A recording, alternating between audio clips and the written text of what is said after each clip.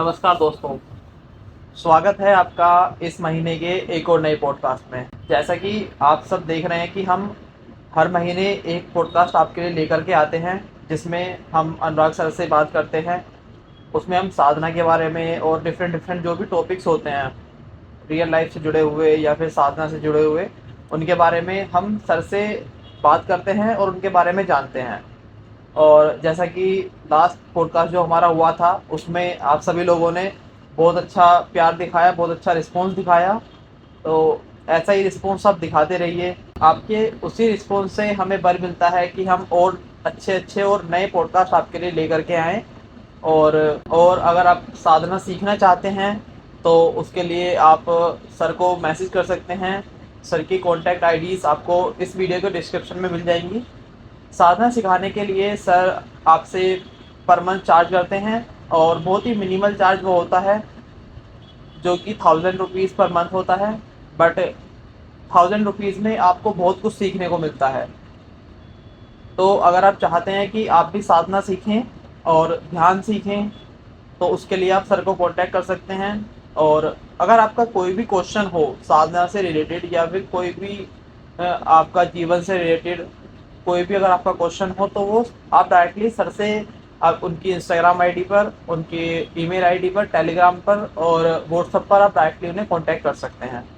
सभी आईडीज़ का लिंक आपको डिस्क्रिप्शन में मिल जाएगा। तो चलिए स्टार्ट करते हैं आज के इस पॉडकास्ट को सर के साथ। और आज का जो पॉडकास्ट का टॉपिक होने वाला है वो साधना के लिए होने वाला है। इसमें हम साधना के बारे में बात करेंगे, साधना क्या होती है, ध्यान क्या होता है, और भी कुछ क्वेश्चंस होंगे जो आपको इस वीडियो में देखने के लिए मिलेंगे, और उनका उत्तर आपको आज सर से जानने के लिए मिलेगा। तो बिना किसी देरी के पॉडकास्ट को स्टार्ट करते हैं और देखते हैं आज हमें इस पॉडकास्ट में क्या मिलने वाला है। नमस्कार अनुराग सर। जैसा कि लास्ट पॉडकास्ट हमने किए हुए हैं और लोगों के अच्छे रिस्पॉन्स आए हुए हैं उस पर, लोगों ने अच्छा प्यार दिखाया, और लोग उत्सुक हैं नई नई चीज़ों के बारे में, नए नए विषयों के बारे में जानने के लिए।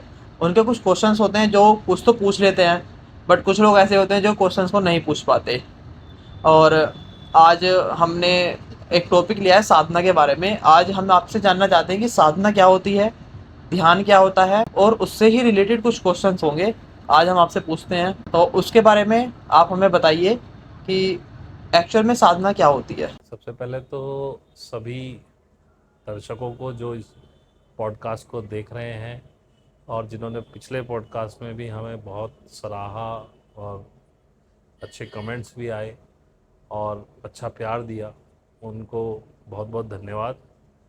और मैं सभी व्यूअर्स का को कहता हूं कि आप कमेंट्स में अपने क्वेश्चन डालें, ईमेल पे हमें डाल दें। कोई क्वेश्चन है जो इससे अतिरिक्त आप पूछना चाहते हैं टॉपिक से, क्योंकि पॉडकास्ट किसी टॉपिक पे होता है, तो अगर आप इससे आगे जाना चाहते हैं कुछ, तो आप क्वेश्चन डाल सकते हैं, हम उसे अपने नेक्स्ट पॉडकास्ट में सम्मिलित कर लेंगे। क्योंकि ये पॉडकास्ट हमारे द्वारा ही बनाया जाता है, हमारे ही चैनल पे है, ये कोई एक्सटर्नल होस्ट नहीं है जो इस पॉडकास्ट को देखता है। तो आप हम संभावित क्वेश्चंस लेते हैं जो आपके होने चाहिए, लेकिन अगर आप हमें क्वेश्चन भेजें तो हमें और हेल्प मिलती है। तो आज का पॉडकास्ट शुरू करते हैं अंकित जी के साथ। तो थैंक यू अंकित जी आपका यहाँ आने के लिए। तो प्रश्न आपका पहला था कि साधना क्या हो, और एक व्यक्ति को साधना क्यों करनी चाहिए। क्यों करनी चाहिए। बहुत अच्छा सवाल है, क्योंकि सबसे पहला बेसिक क्वेश्चन यही है कि भाई हम इतनी सारी कहानी बता रहे हैं कि साधना करो, ये करो, वो करो, तो आखिर क्यों, हमारे जीवन में क्या बदलाव आएगा, हमें क्या आवश्यकता है साधना की? हमारा सब कुछ बढ़िया चल रहा है, खा रहे हैं, पी रहे हैं, आनंद ले रहे हैं, लेकिन क्यों बिना मतलब एक नए चक्कर में पड़े। तो अंकित जी, पहला सवाल मैं आपसे पूछता हूँ एज ए लेमैन, आप पूजा पाठ करते हैं? क्यों करते हैं? बस ये है कि पहले से एक तो पहले से ही करते हुए आए हैं और मन को शांति मिलती है। मन को शांति मिलती है। क्या उसके बावजूद भी आप शांत रहते हो? तो फिर पूजा क्यों करते हो जब आप शांति के लिए पूजा करते हो और शांत आप रह नहीं पाते? एक्चुअली मैं थोड़ा सा बेसिक से शुरू करूँगा। ये जो मनुष्य है, चाहे वो इसमें स्त्री पुरुष दोनों आ जाते हैं, मनुष्य का जो स्वभाव है उसे देखा जाए तो इस प्रकृति ने अपने आनंद के तरीके से बनाया। आप देखें और भी जो जीव जंतु है वो भी उसने प्रकृति ने अपने आनंद से क्रिएट किया। आपने कभी किसी जीव जंतु को आसानी से रोते हुए नहीं देखा होगा, उसको कभी आपने डिप्रेशन में नहीं देखा होगा। और आपके पास तो फिर भी इतनी बुद्धि है कि आप चीज़ों को स्टोर कर सकते हैं, जैसे मनी को आप स्टोर कर लेते हैं। आप अब तो इन्वर्टर्स चल गए, आप लाइट को भी स्टोर कर लेते हैं कि भाई लाइट नहीं आएगी तो हमारे पंखे इससे घूम जाएंगे। तो आप उन चीज़ों को स्टोर करने की ताकत रखते हैं, उनको अचीव करते हैं। एक जानवर के पास तो अपना फूड स्टोर करने का भी तरीका है, उनको फ्रिज भी नहीं दिए कुदरत ने कि वो अपना खाना ले जाके स्टोर कर लें। अगर एक शेर आज एक हिरन को मार देता है, या तो वो आज ही शाम तक उसको कंज्यूम करे सड़ने से पहले, और नहीं तो उसे छोड़ के जाना पड़ता है, क्योंकि शेर सड़ा हुआ मांस नहीं खा सकता। और फिर वो बचता है हाइनाज के लिए, क्योंकि वो सड़ा हुआ मांस खा सकते हैं। तो वो एक पूरी पद्धति है उनकी। खैर, लेकिन कहने का मतलब ये था कि वो स्टोर नहीं कर सकते फ्यूचर के लिए कुछ भी, वो अपना फ्यूचर सिक्योर नहीं कर सकते, फिर भी वो परेशान नहीं है, वो अपने आनंद में जीते हैं।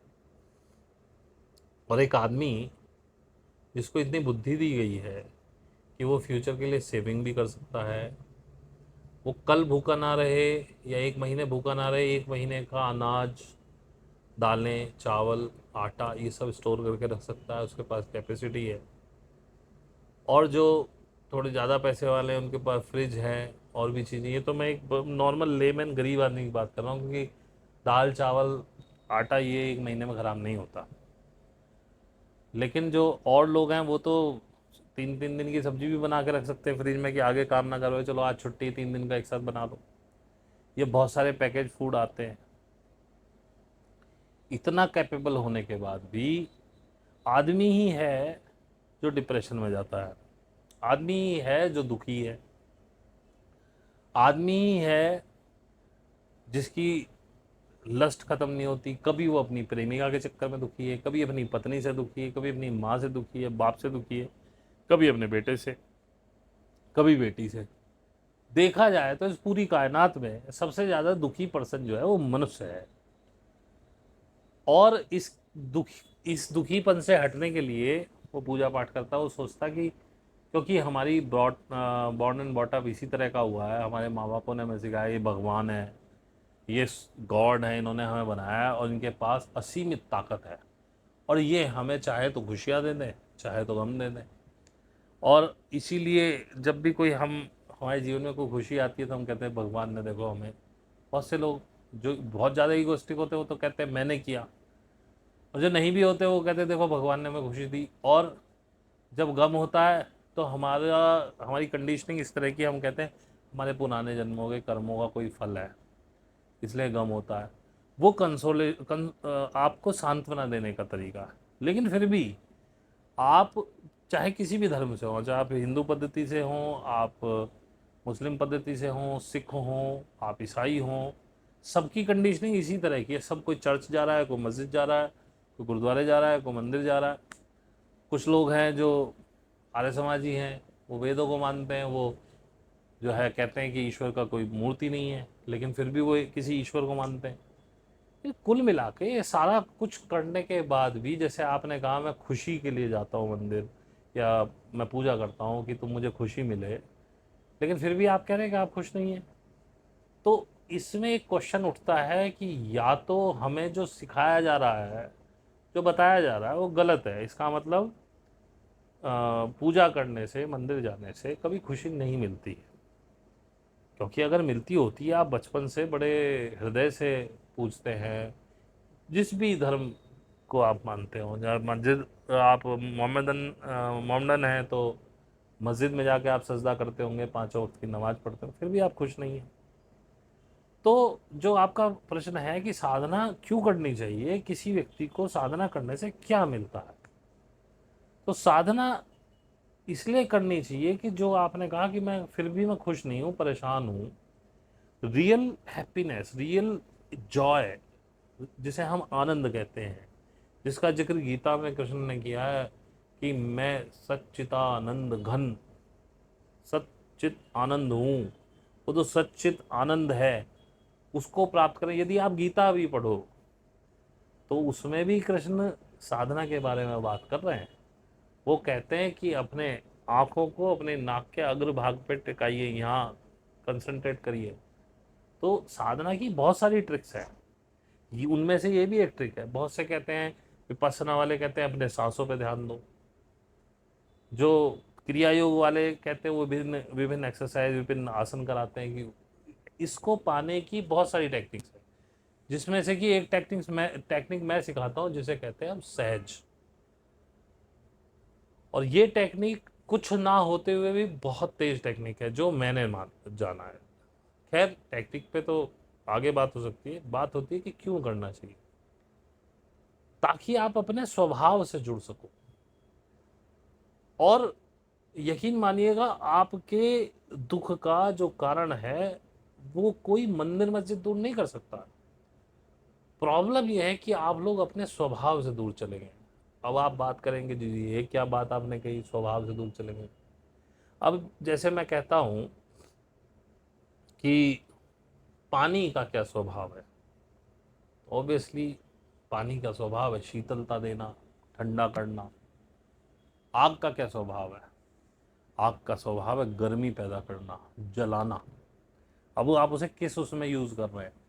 मान लीजिए आप अपना घर का खाना बना रहे हैं, तो आग की तपिश को आप यूज़ करते हैं खाना बनाने के लिए, लेकिन वो आग का स्वभाव है, जहाँ भी आग लगेगी या तो गर्मी पैदा करेगी, तपिश पैदा करेगी, या किसी चीज़ को जलाएगी। अब एक माचिस की तिल्ली से आप कोई लकड़ी या अपनी गैस का बर्नर जलाते तो वहाँ उसका जलाने वाला स्वभाव काम आता है। लेकिन आग ने आज तक अपने स्वभाव को नहीं छोड़ा, ना ही पानी ने। इसलिए दे आर हैप्पी, नेचर ने उन्हें जैसा बनाया वैसा रहे। लेकिन आपने अपना स्वभाव छोड़ दिया। अब मैं कहूँ आपसे आपका धर्म क्या है, तो सबसे पहले आप कहोगे जी मैं हिंदू हूँ, कोई कहेगा मैं मुस्लिम हूँ। क्या ये आपके धर्म हैं? धर्म मतलब स्वभाव। आप यदि मनुष्य पैदा हुए हैं तो केवल आपका एक ही धर्म है, वो है मनुष्यता। आपने वो त्याग दी। मैं हमेशा कहता हूँ ये जितने भी धर्म हैं ये एक फॉल्स एजेंडा है, ये डार्क एजेंडा है, जो आपको कभी क्रिश्चियन बना देता है, कभी हिंदू बना देता है, कोई मुस्लिम बना देता है। सारे धर्म अपने आप में बहुत शांत है। कहते हैं हमारे यहाँ तो शांति सिखाई जाती है, लेकिन एक क्रिश्चियन एक मोहम्मडन को बर्दाश्त नहीं करता, उसका वो गला काट सकता है सिर्फ ये दिखाने के लिए कि मेरा धर्म तुमसे ऊंचा है। एक हिंदू मुस्लिम का गला काट सकता है, मुस्लिम हिंदू का काट सकता है। लेकिन वैसे सबके यहाँ शांति सिखाई जा रही है। ये कौन सी शांति है जो तुम्हें धर्म के नाम पे ही एक दूसरे को कत्ल करने का इजाजत देती? एक और वो हो गया, एक और भटाव हुआ। तुम पाकिस्तानी हो, मैं हिंदुस्तानी हूँ। तुम ब्रिटेन से हो, मैं अमेरिका से हूँ। वैसे हम सब भाई भाई हैं, लेकिन जब मान लीजिए किसी उसमें रशिया और अमेरिका का युद्ध हो जाए तो अमेरिका में रहने वाले रशियन को पीट देंगे वो कि साले तुम हम पे हमला कर रहे हो, और यही हाल रशिया में रहने वाले अमेरिकन का होगा। तो ये जो फॉल्स एजेंडा है जिसे हम माया कहते हैं हिंदू धर्म में, जिसका मतलब होता है इंग्लिश में इल्यूजन, जिसको मैट्रिक्स भी बोलते हैं नए टर्म्स में, ये क्रिएट किया गया है आपको अपने स्वभाव से दूर करने के लिए। और क्योंकि आप अपने स्वभाव से दूर हैं इसलिए परेशान हैं। माफ़ कीजिएगा ये बहुत छोटा सा सवाल है, लेकिन इसका आंसर बहुत बड़ा है। इसलिए मैं इसको आपको ज़्यादा विस्तार से बता रहा हूँ कि जो लोग भी सुन भी रहे हैं उनको समझ में आए कि साधना करनी क्यों चाहिए, साधना का लाभ क्या है। साधना आपको स्वयं में स्थित होना सिखाती है, अपने स्वभाव में। स्वभाव भी स्व से बनता है, स्व धातु से। स्वभाव, अपना भाव। अपने भाव को जानोगे कैसे? जब स्वयं में स्थित हो जाओगे, अपने अंदर खुद को जानोगे, खुद का भाव पकड़ोगे कि हम है क्या, हमारा भाव क्या है, ओरिजिनलिटी में हम क्या है। एज ए बेयर, मतलब अनगढ़ रूप से हम क्या है, भूल जाओ सारा ज्ञान। तुम्हें बताएगा तुम लड़के हो, तुम्हें बताएगा तुम हिंदू हो, तुम्हें फिर बताएगा अब तुम इंजीनियर हो गए, कोई डॉक्टर हो गया, कोई कुछ और हो गया, कोई ड्राइवर हो गया। ये जो तुमने शिक्षाएं ली हैं, ये जो इन्फॉर्मेशन तुमने भरी है कि अब मैं इंजीनियर हूँ, अब मैं डॉक्टर हूँ, अब मैं IITN हूँ, अब मैं CA हूँ, अब मैं वकील हूँ, जज हूँ, पुलिस वाला हूँ, मैं बेटा हूँ, मैं बेटी हूँ, मैं बाप हूँ, मैं माँ हूँ, lose all that identity, break all that identity. और जब इस सारे चीज को आप छोड़ के अनगढ़ जैसे तुम हो उसमें स्थित हो, और स्वयं में स्थित हो के फिर अपने भाव को जानो कि मैं हूं क्या, और जैसे हो वैसे रहो, स्वभाव में स्थित हो जाओ, स्वभाव पालो अपना, स्वभाव अपना भाव पालो। तुम देखना फिर काहे की एंजाइटी, काहे की चिंता, काहे की परेशानी, काहे का दुख,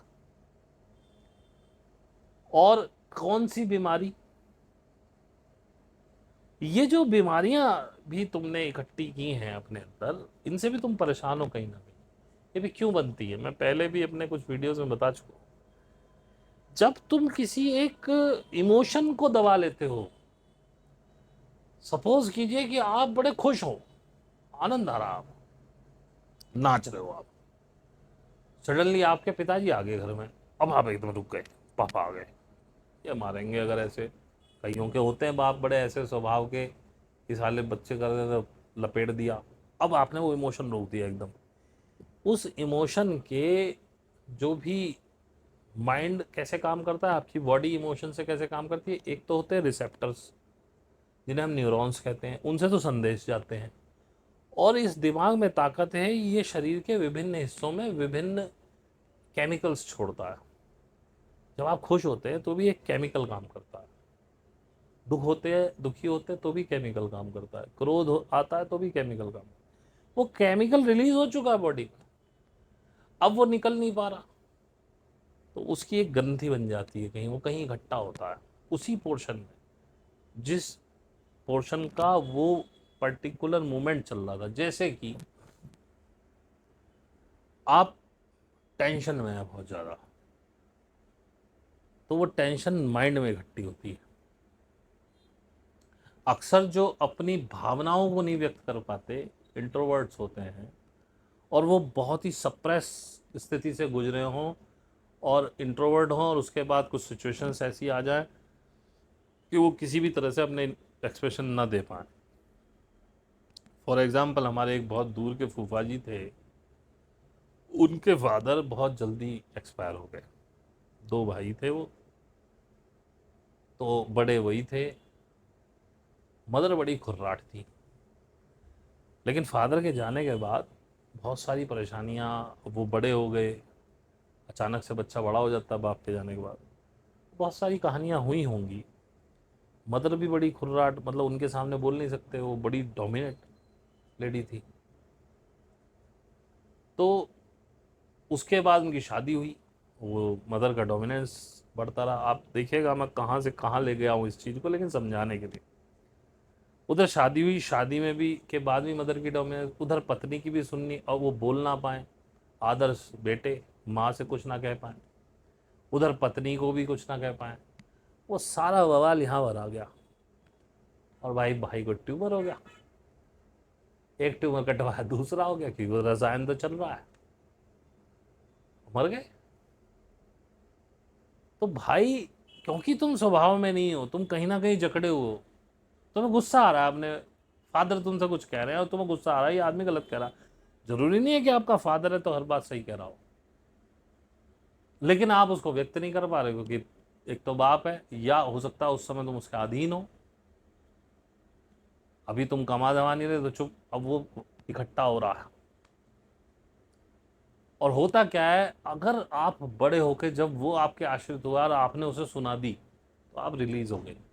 हालांकि लोग कहते हैं बड़ा गंदा आदमी अपने बाप को सुना रहा है, लेकिन आप मेंटली फिट हो गए, क्योंकि ये शरीर जो है जब उन केमिकल्स को स्टोर करता है, ये वेट करता है, क्योंकि वो जानता है जैसे तुम छोटे हो, अब बाप के सामने बोल नहीं सकते हो, वो जानता है कि इसके पास टूल नहीं है अभी रिलीज करने का, तो वो उसको कैप्चर करके रख देगा एंड वो वेट करता है कि कब आप रिलीज करोगे। और उसको नहीं पता होता है, उसको उससे कोई मतलब नहीं है कि 1 साल पहले मैंने बंद किया था कि 60 साल पहले बंद किया था, लेकिन पता नहीं वो कब बोम्बास्टिक हो जाए, जब उसको शरीर को लगे कि अब तो रिलीज करने वाला है नहीं, टाइम चला गया। मान लीजिए आपके बच्चे भी हो गए, आप बच्चों को भी नहीं डांट रहे हो, अपने बाप से भी नहीं लड़ रहे हो, अपनी वाइफ से भी नहीं लड़ रहे हो, अपने बॉस से भी, अब और इकट्ठा होता जा रहा है, तो बूम होगा, तो ट्यूमर व्यूमर से मर जाओगे। लेकिन अगर आपने बड़े होके, आप अपने पैरों पर खड़े हो गए, आप चले गए और किसी दिन बाप को सुना दिया आपने बढ़िया करके, नाउ यू आर रिलीज्ड, ये, और उसके बाद आप रिलैक्स भी महसूस करोगे। खैर ये एक अलग थेरेपी है, लेकिन मैंने बताया कि साधना के थ्रू आप स्वभाव में स्थित हो। मैं ये नहीं कह रहा हूँ कि आप हर एक से लड़ने लगोगे, लेकिन साधना आपको वो चीज़ देती है जो आपके अलग अलग ग्लैंड्स में अलग अलग जो केमिकल्स भरे हुए वेट कर रहे हैं रिलीज का, इस साधना के थ्रू आप बिना ऐसा कोई गंदा काम करे, जैसे अपने फादर को ना सुना के, आपकी बॉडी खुद से डिटॉक्स होने लगती है, और इसी की वजह से आप अपनी बीमारियों से भी छूटते हो। और जैसे जैसे आप अपने स्वभाव में आते हो, तो you are just like a, समझिए कि एक बिल्ली या एक शेर या एक हिरन या एक सांप। देखा कभी आपने उनको कि शेर सोचे यार इसे खाऊं कि ना खाऊं? दूसरी बात, उसका पेट भरा होगा, उसके सामने से कोई भी निकल जाए उसे जरूरत नहीं है, क्योंकि दे आर नॉट किलर्स, हत्यारे नहीं है वो लोग। ये केवल आदमी के अंदर ही खासियत है कि वो बिना भूख के भी मार सकता है, और वो अपने अम्यूजमेंट के लिए भी मार सकता है, वो आदमियों को भी मार सकता है केवल कुछ वोट पाने के लिए या कुछ जीतने के लिए। लेकिन वो अनगढ़ हैं, वो प्रकृति से जुड़े हुए हैं, उनको भूख लगेगी तो वो शिकार पे निकलेंगे, वो शिकार करते हैं, वो किसी को, वो हत्यारे नहीं है। ऐसे तुम हो जाओगे, प्रकृति से जुड़ जाओगे, स्वभाव में स्थित हो जाओगे। तो ये जो खेल है सारा तुम्हारी दुखों का, वो तुम्हारी इच्छाएं हैं। मैं ये पालूं, मैं ये कर लूं, मैं वो कर लूं, मैं ये संभाल के रख लूं, ये इकट्ठा कर लूं, अपने बच्चों के लिए कर लूं, अपने बुढ़ापे के लिए कर लूं। तो साधना में आने के बाद ये इच्छाएं आपकी खत्म हो जाती है और आप बिल्कुल जानवरों की तरह अनगढ़ हो जाते हो, वर्तमान में रहने लगते हो, आज में, आज है कल भी बढ़िया ही होगा। तो ये साधना से ही आप सीखते हो अपने स्वभाव में आना, और इसी कारण आपके सारे दुख, दर्द, बीमारियां ये दूर होने लगती हैं, और आप उस सच्चित आनंद को प्राप्त कर पाते हो जिसका जिक्र कृष्ण ने भी गीता में किया है, जिसको ओशो ने भी बताया, जिसको जिद्दू कृष्णमूर्ति ने भी बताया, और ऐसे बहुत सारे लोग हुए हैं, कबीर ने भी उसी का जिक्र किया है, जिसे परमात्मा कहा कबीर ने। वो कोई और नहीं हो, तुम ही हो। हाँ, कोई परमात्मा नहीं बैठा बाहर, ना कोई भगवान, क्योंकि इन भगवानों के चक्कर काटते काटते तुम्हारे पूर्वज भी मर गए, ना वो खुश हुए ना तुम खुश हुए। हालांकि मैं ये नहीं कह रहा कि आप छोड़ दो, अगर आपका उनमें मन है तो करो, मुझे कोई किसी को बदलने का कोई अधिकार नहीं है, ना मैं बदलना चाहता हूँ। मैं तो सिर्फ ये बता रहा हूँ कि साधना से आपको क्या मिलता है। साधना से आपकी दुख, क्लेश, बीमारियाँ, ये सब दूर होती हैं और जीवन जीना बड़ा आसान हो जाता है, क्योंकि साधना में आने के बाद आप अपने रियल सेल्फ को जान पाते हो। लेकिन उसके बाद आप दुनिया के काम के नहीं रहते, दुनिया आपसे कोई काम नहीं करा सकती, क्योंकि आपका डर खत्म हो जाता है, और दुनिया के किसी काम आप आओगे नहीं, क्योंकि आप अपने ही काम आ सकते हो फिर। और स्वयं में स्थित हो जाना, यही परमानंद की प्राप्ति है। तो साधना आपको ये देती है और इसलिए करनी चाहिए। अब ये बात आपकी समझ में आए, आप उस सच्चिद आनंद को एक बार चखना चाहो तो साधना करो, नहीं तो अगर आप अपने जीवन में खुश हो, जो कि आप हो नहीं, फिर भी अगर आपका मन नहीं है तो आप मजे लो, जैसे रह रहे हो रहो। जी, आप दूसरा सवाल। तो साधना के बारे में तो हमने जाना कि ये होती है। अब मैंने ये भी सुना है कि साधना से हमारे जो बॉडी के अंदर 7 चक्र होते हैं, कि हमारी एक सूक्ष्म बॉडी होती है, उसके अंदर 7 चक्र होते हैं। एक तो वो 7 चक्र क्या है और जो सूक्ष्म शरीर है हमारा वो क्या है, उसके बारे में आप बताइए थोड़ा। देखिए अंकित जी, ये ज्ञान जो है कुंडलिनी वगैरह का, ये बहुत पुराना है, ये साधना वगैरह। अब आप देखिए कि आज से 3000 साल पहले बुद्ध ने भी ये ज्ञान दिया है। उसके बाद महायान में वज्रयान वगैरह आए हैं, तंत्रयान आए हैं, उनमें ये सारा ज्ञान है जो आज से 2000 साल पुराना समझ लीजिए। और इसमें अनेकानेक लोगों ने शोध किए, कार्य किए हैं, लेकिन बहुत लेटेस्ट कार्य मुझे दिखे नहीं कि लोगों ने किए। अक्सर उन्हीं शब्दों को पकड़ के लोग चले हैं जो पुराने लोगों ने लिख दिए। देश काल स्थिति के हिसाब से मैं समझता हूँ शब्दों का चयन भी अलग अलग होना चाहिए। तो उस समय के लोगों ने उस समय के परिस्थिति के हिसाब से, उस समय की कॉन्शियसनेस लेवल के हिसाब से कुछ चीज़ें डिफाइन की लोगों को समझाने के लिए। जैसे उन्होंने कहा 7 चक्र होते हैं, मैं मानता हूँ, लेकिन सब चक्र एक्चुअली में शायद 112 या 120 इसके आसपास कहीं होते हैं फुल। ये 7 मेन चक्र होते हैं। ये कहते हैं कि अगर ये सातों चक्र आपके एक्टिवेट हो जाए, जब सातवां भी एक्टिवेट हो जाए, तो वो जो साइड वाले चक्र हैं जो कुल मिला के 112 121 के आसपास हैं, वो भी एक्टिवेट हो जाते हैं। तो मेन इन्हीं 7 चक्रों पे फोकस किया गया। अब रहा सवाल सूक्ष्म शरीर का, तो सुना मैंने भी ये था जब मैंने शुरू किया था ये, तब मैं भी यही मानता था सूक्ष्म शरीर होता होगा कोई। तो वो कहते हैं कि ये चक्र सूक्ष्म शरीर में होते हैं और फिजिकल बॉडी में नहीं होते, लेकिन मैं अब ये नहीं मानता हूँ, क्योंकि मैंने महसूस कर लिया है, काफ़ी समय हो गया मुझे ध्यान करते हुए। तो ये पहली बात तो सूक्ष्म शरीर जैसा कुछ है ही नहीं। आपके पास परमात्मा ने या इस प्रकृति ने आपको ये बॉडी दी है पूरी, स्थूल शरीर जिसे आप देख सकते हैं, छू सकते हैं, और यही वो डिवाइन बॉडी है जिसके अंदर ये सातों चक्रास मौजूद हैं। एक्चुअली ये चक्रा भी नहीं है, उस समय के लोगों ने इन्हें चक्र नाम दे दिया, क्योंकि उनके पास उतनी ही क्षमता थी उस समय शब्दों की और चीज़ों को जानने की। आज से 2000 साल पहले हाउ कैन यू एक्सपेक्ट कि कोई व्यक्ति बता दे कि जो है स्टोमक कैसे होता है, फेफड़े कहाँ होते हैं, तिल्ली कहाँ होती है। ये कॉमन मैन को नहीं पता था। बल्कि जो बड़े बड़े उस समय सुश्रुत वगैरह हुए हैं, जो हमारे शल्य चिकित्सा के जनक माने जाते हैं, यानी सर्जरी के जगत माने जाते हैं हिंदुस्तान में, तो वो भी बॉडीज को फाड़ फाड़ के देख रहे थे। लेकिन क्या पता वो फेफड़े को, आपको पता है क्या कहा जाता था पहले? फुफ्फुस। क्योंकि ये हवा लेना, तो उन्होंने फुफ्फुस नाम रख दिया।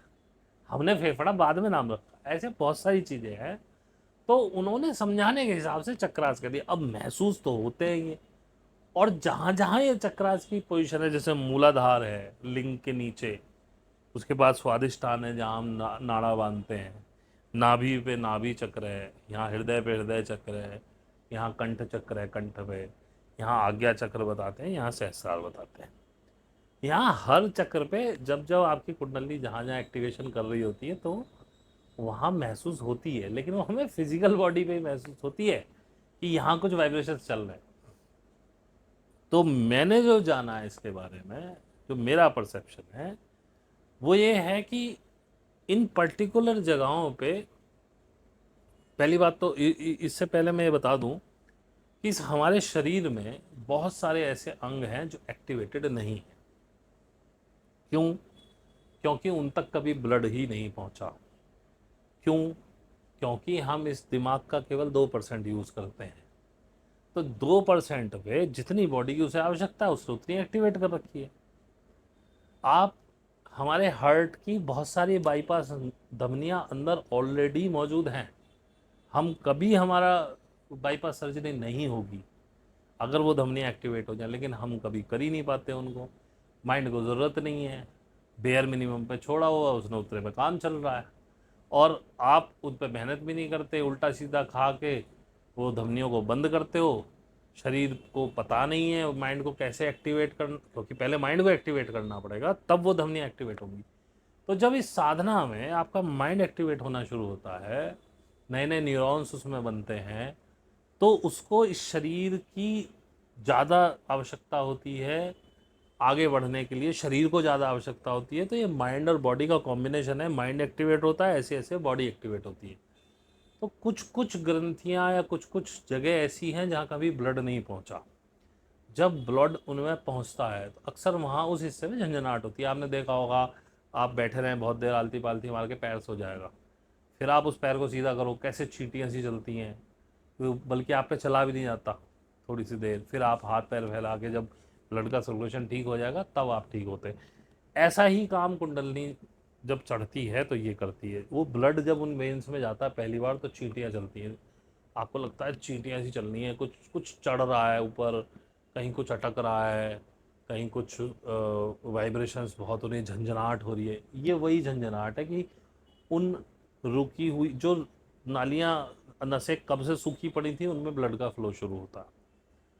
और साथ साथ में और जो चक्रास इधर उधर हैं, जिन्हें चक्रास बोल दिया उन्होंने, वो एक्चुअली ऑर्गन्स हैं। अब मुझे नहीं पता वो कौन से ऑर्गन्स हैं, लेकिन आप देखेंगे एक ऑर्गन में 100 नसें लगी होती है, कईयों में कभी ब्लड ही नहीं चलता, चल रहा है 10% में, 50%, 20%, जैसी शरीर को बेयर मिनिमम रखने। अभी आप इस बॉडी को केवल बेयर मिनिमम पे यूज़ कर रहे हैं, आपको पता ही नहीं है इस बॉडी की ताकत कितनी है। You are a super human, लेकिन सुपर ह्यूमन बनने के लिए आपको पूरी बॉडी एक्टिवेट करनी पड़ेगी, पूरे माइंड के पूरे न्यूरॉन्स एक्टिवेट करने पड़ेंगे।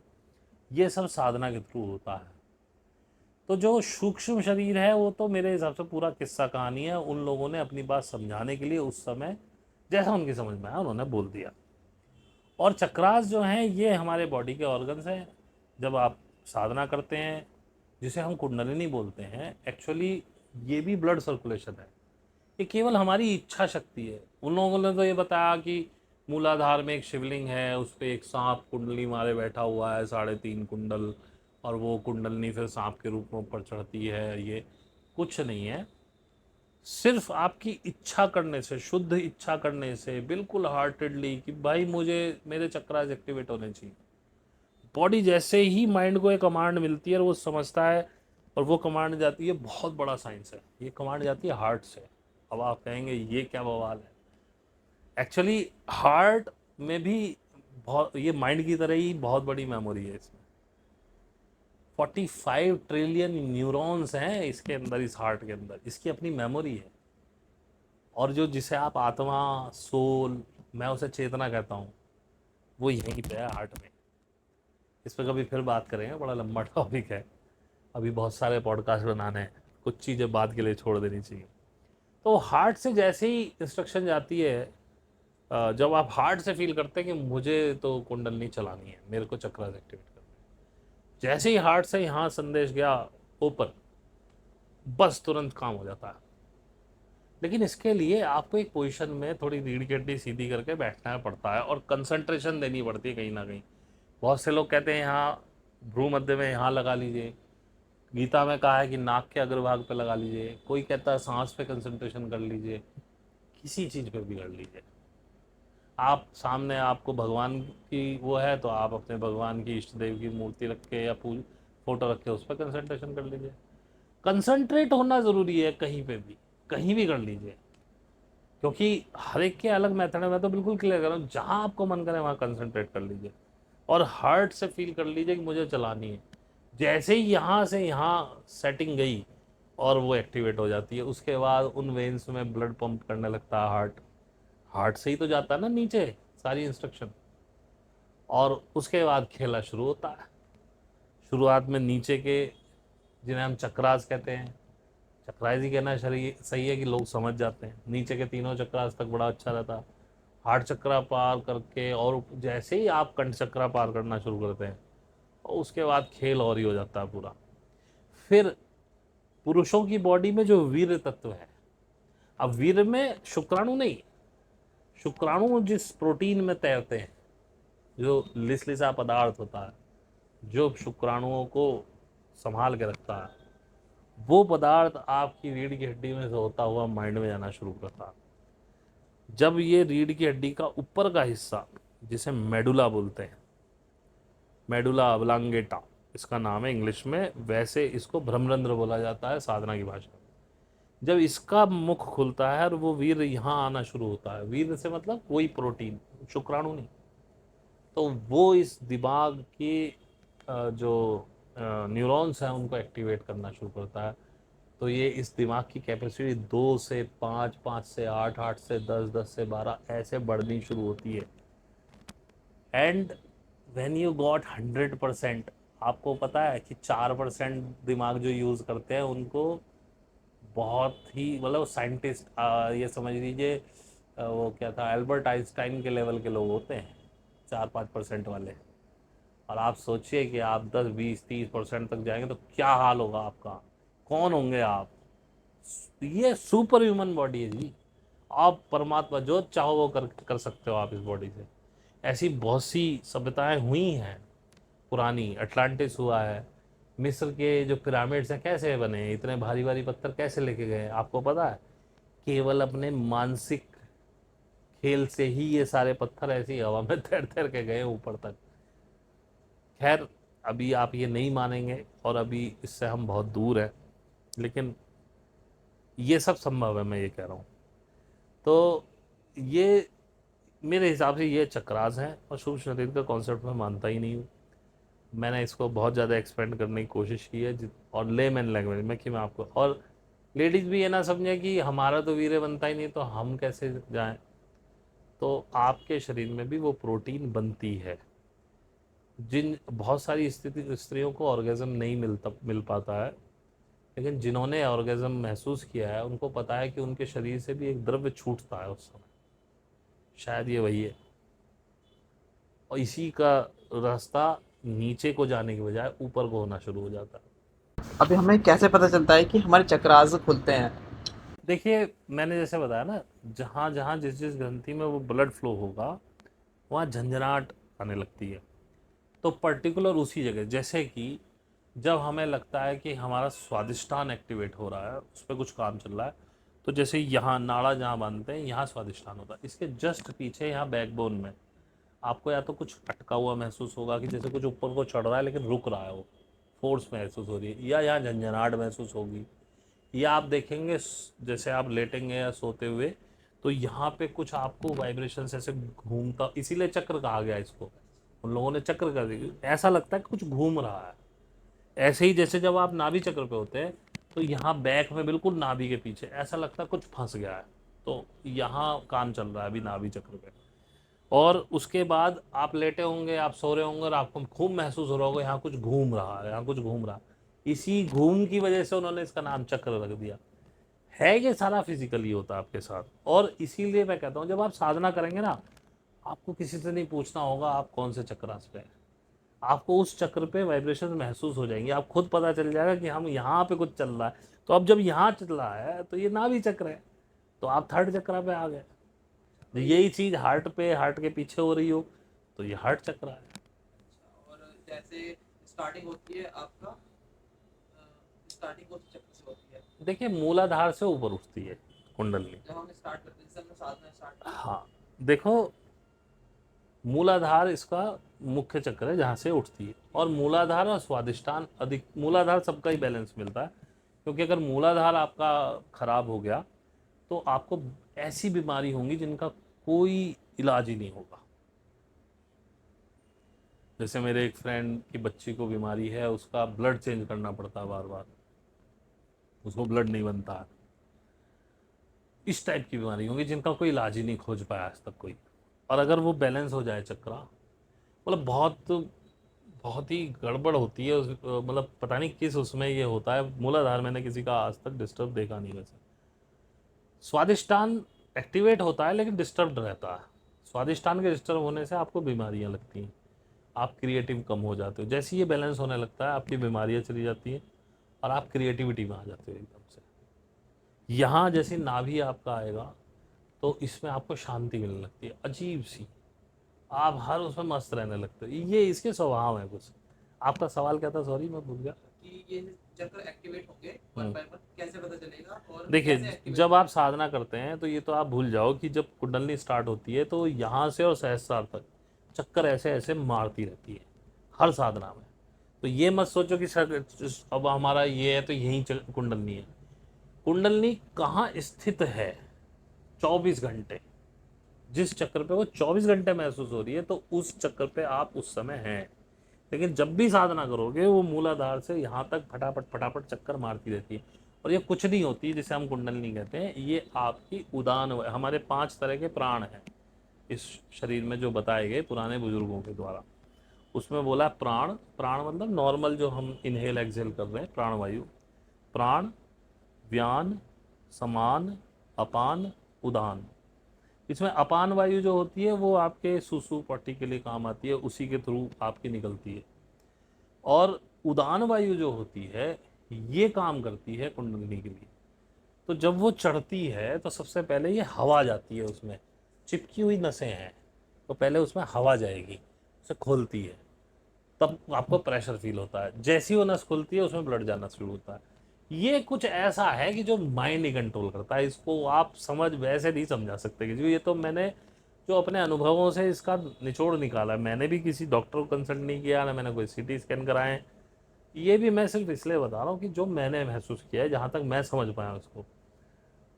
May be I am wrong, maybe I am right, लेकिन ये कुछ विषय ही ऐसा है कि ना आप मुझे गलत साबित कर सकते हैं ना आप मुझे सही साबित कर सकते हैं। तो जो पुराने लोगों की मैं मान के वैसे समझना चाहें वो वैसे मान लें। मेन बात है कि साधना होनी चाहिए, आपकी कुंडलनी चढ़नी चाहिए। अब आप क्या मान रहे हैं उसको, उससे कोई फर्क नहीं पड़ता। जैसे अगर हम करते हैं, जैसे हम साधना करते हैं तो सीधा ये है कि साधना सबसे जो मेन है कि जो हमारी वेन्स ब्लॉक। साधना इंपॉर्टेंट है, माइंड अपने आप करेगा। अब जैसे आप क्रिया योग में जाएंगे तो क्रिया योग एक तरीका है इसका करने का, तो उनके तरीके अलग हैं। उसमें क्या है कि आप एक गुरु के पास जाइए, वो पहले आपको सर्टेन एक्सरसाइज कुछ आसन सिखाएगा, पहले वो आसन करिए, फिर वो बंद बंद लगा के कुंडलनी को ऊपर ऐसे खींचना शुरू करते हैं, उसी उदान वायु को जिसे वो कुंडलनी बोलते हैं, उसी उदान वायु को ऊपर खींचना शुरू करते हैं ताकि वेन्स खुले। वो एक हठ योग का पार्ट है जिसमें हम हठ पूर्वक कह रहे हैं ना, हम तुझे खींच के छोड़े, हम तुझे यहाँ लेके जाएंगे, हम तुझे अब इस चक्कर पे लाएंगे, हम तुझे उस चक्कर पे लाएंगे। लेकिन सहज योग में क्या है कि माइंड सब कुछ अपने आप प्रोसेस करता है और इसीलिए वो ज़्यादा फास्ट है। क्रिया योग स्लो है। क्रिया योग में जो आप 6 साल में पाओगे, इसमें तो 6 साल में आप बूम हो जाते हो। 6 साल में तो आप मौका लगा सहस्त्र में पहुंच जाओ, पहले भी पहुंच सकते हो, कोई भरोसा नहीं है। सहसा खुलना शुरू हो जाए 6 साल में, और वहां तो 6 साल में पता चला तुम दो या तीन ही चक्र खोल पाए। वो हठयोग का पार्ट है ये। इसमें क्या है कि माइंड खुद काम करता है अपने आप, क्योंकि माइंड को पता है कि मुझे बॉडी कैसे काम करती है, बॉडी का तंत्र माइंड को पता है, तो वो अपने हिसाब से काम करता है। और अब आप ये पूछोगे जी माइंड को कैसे पता क्या करना है, वो खाली एक उसमें ही कैसे हो जाए, ये सवाल हो सकता है। तो देखो, बहुत गहरी बातें हैं। खैर मतलब इसमें तो जितना डूबते जाओगे उतना इसमें से निकलता रहेगा, ये तो समुद्र है पूरा। तो आपका जो डीएनए है उसके अंदर पूरे ब्रह्मांड का ज्ञान है, जब से ब्रह्मांड बना और आगे तक का भी है। और सबसे बड़ी बात है कि जो मेरे डीएनए में ज्ञान है वही आपके डीएनए में भी है। तो उस डीएनए से डिकोडिंग होती है। जब माइंड उस डीएनए से वो ज्ञान निकालना शुरू करता है, वो बताता है इंस्ट्रक्शन उसको कि अब क्या करना है। हमारे डीएनए में इतना ज्ञान भरा पड़ा है भाई साहब कि आप सोच नहीं सकते, पूरे ब्रह्मांड का ज्ञान। और सबसे बड़ी बात है कि हम सब लोग एक ही है। ये कहते हैं, आपने बहुत लोगों को सुना होगा, पता नहीं आप इस, भाई आप मेरे लिए काम कर रहे हो इसमें तो तब से आप मेरे संपर्क में आए हो, पता नहीं आपने इसमें कभी कुछ किया नहीं किया, लेकिन जो लोग मुझे सुन रहे हैं उनको पता होगा। बहुत से लोग कहते हैं हम होलोग्राफिक वर्ल्ड में जी रहे हैं, ये एक होलोग्राफिक सिचुएशन है। लेकिन लोग कह देते हैं पंडित बन के, लेकिन उनको पता नहीं है होलोग्राफिक क्या होता। यही होलोग्राम है कि इस सृष्टि के एक एक कण में वो सारी इंफॉर्मेशन है जो मेरे पास है, और जो मेरे पास इंफॉर्मेशन है वही तुम्हारे पास है। हम एक दूसरे, हम पूरी पूरी ब्रह्मांड का होलोग्राम लिए बैठे हैं अपने अंदर। एक अणु में भी उतनी ही मेमोरी है जितनी हमारे डीएनए में पड़ी है, और मेरे डीएनए में जो मेमोरी है वही आपके डीएनए में।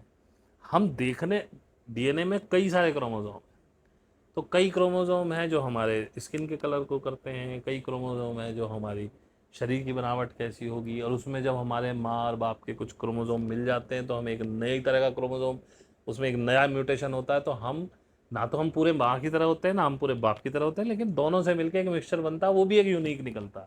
और आपके बच्चे भी कुछ यूनिक निकलेंगे, लेकिन डीएनए में जो इंफॉर्मेशन है, जो मेमोरी है उसकी, उसमें वही ज्ञान आपके पास है, वही मेरे पास है, वही आपके बच्चों के पास होगा। वो जो आपका शुक्राणु जा रहा है उसमें भी उतना ही ज्ञान है, और जो आपकी पत्नी के अंडे बन रहे हैं उनमें भी उतना ही ज्ञान है, क्योंकि डीएनए उसमें भी है, डीएनए आपकी हर सेल में है। तो हम इस होलोग्राफिक वर्ल्ड में, और वहां से वो दिमाग ज्ञान डिकोड करता है कि करना क्या है मुझे, वहां से उसको इंस्ट्रक्शन मिलती है कि इस तरह से करो। हाँ, लेकिन अभी हमारे पास यहाँ पृथ्वी पे वो कंप्यूटर्स नहीं है जिसको हम डीएनए का ज्ञान डिकोड कर सकें। अभी यहाँ वो कंप्यूटर नहीं बना जो डीएनए में से इंफॉर्मेशन निकाल पाए। उसके लिए यही बॉडी है और यही दिमाग है जो उसे डिकोड कर सकता है, और ये केवल साधना के माध्यम से होता है भाई साहब। एक क्वेश्चन ये भी था कि अब तो ये हो गया कि कुंडली कैसे एक्टिवेट करती है, जो हमारे 7 चक्र होते हैं। अब नेक्स्ट आता है कि ध्यान और साधना अलग-अलग हैं। अब इसमें क्या डिफरेंस है ध्यान और साधना में? देखिए, बहुत से लोग तो अभी भी यही समझते हैं कि ध्यान और साधना एक ही चीज़ है। कोई कहते हैं मैं ध्यान कर रहा हूँ, कोई कह रहे हैं मैं साधना कर रहा हूँ। तो लगभग लोग इसको एक तरह से सिनोनियम की तरह यूज़ कर रहे हैं कि पर्यायवाची शब्द जैसे हिंदी में बोलते हैं ना, लेकिन ये दोनों बहुत अलग चीज़ है। साधना आप नाम से समझिए, साधना, किसी चीज़ को साधना, यानी कि ये जो एनर्जीज आपकी नई, ये जो नए आपके ऑर्गन्स डेवलप हो रहे हैं या एक्टिवेट हो रहे हैं शरीर में, उनको अपने शरीर में साधना, साधने का मतलब कंट्रोल करना, तो साधना का मतलब है कंट्रोल करना। अब मैं आपसे छोटी सी बात कहूँ, जैसे आप 12-13 साल के होता है लड़का, तो उसको एक बहुत बड़ी क्रिएटिव क्रिएशन की एनर्जी ये यूनिवर्स देता है कि आप बच्चे पैदा करने लायक हो जाते हैं। और उस समय आप मेल है तो आप समझ सकते हैं, कोई फीमेल होती तो मैं फीमेल के हिसाब से बात करता, लेकिन मेल पे बात करते हैं। उस समय क्या क्या होता है आपके साथ? उस समय आप देखेंगे कि आप सो नहीं पाते हो सीधे, सुबह को आपका लिंग खड़ा हुआ मिलता सीधा, और आप जानबूझ के टेढ़ा सोना कि वो मम्मी ना देख लेगा, लेकिन ये नेचुरली हो रहा है आपके साथ, क्योंकि क्रिएशन की जो एनर्जी आपको मिली है आपको समझ में ही नहीं आ रही, आपकी बॉडी को समझ में नहीं आ रही, सदी नहीं है वो, अभी कंट्रोल नहीं है आपका उस पर। अभी आप बैठे हो और एक किसिंग सीन आ जाए किसी उसमें, आप देखेंगे आपका लिंग सीधा हो जाता है। अब मम्मी कह रही है पानी लिया, आप उठ नहीं रहे। लड़कों के साथ ये बहुत बड़ी प्रॉब्लम है, आप उठ नहीं रहे कि यार या तो मामला खराब हुआ पड़ा। उसके बाद आप मतलब अनकंट्रोलेबल हो जाते हैं, लड़कियों को देख के अचानक से आपके अंदर में कुछ अजीब अजीब होने लगता है। तो अच्छा, गलती हमारी भी है कि हम बच्चों को सेक्स एजुकेशन नहीं देते बिल्कुल भी। हम अगर उन्हें बता दें कि ये नॉर्मल है, तो उनकी जो वो शर्म है, जैसे आपने कहा कि हम उठ नहीं सकते, तो पेरेंट्स को समझना चाहिए, क्योंकि वो भी उस दौर से गुजरे हैं, उनको समझाना चाहिए बच्चों को कि ये नॉर्मल है, इससे कोई शर्म की बात नहीं है, तो बच्चा ईजी हो जाएगा, अपनी बातें कह सकेगा। उस समय वो बड़ी उलझन में होता है, और हमने पेरेंट्स ने बिल्कुल कट ऑफ कर दिया, इस बात में हम बात नहीं करते। तो जो 12-13 साल से लेके और 20 साल तक का पीरियड है, इतना खतरनाक, और 16, 15, 16, 17, 18, ये 3-4 साल तो इतने गजब के हैं कि इसमें लड़की भी और लड़का भी इतना परेशान होता है कि भाई साहब, अगर इन सबको कमरे मिल जाए ना, तो भाई साहब ये बच्चों की लाइन लगा दे। लेकिन क्योंकि एजुकेशन नहीं है उस चीज़ की, अगर आप एजुकेशन दें बच्चे को तो वो कंट्रोल कर पाएगा, एक गारंटी की बात है मेरी, लेकिन हम नहीं देते। पर वो हाँ उस बात को शेयर हाँ, और आप देखेंगे 20 पार करते ही धीरे धीरे आप में कंट्रोल आने लगता है, आप उन एनर्जीज को, अब क्या है, सद गई वो।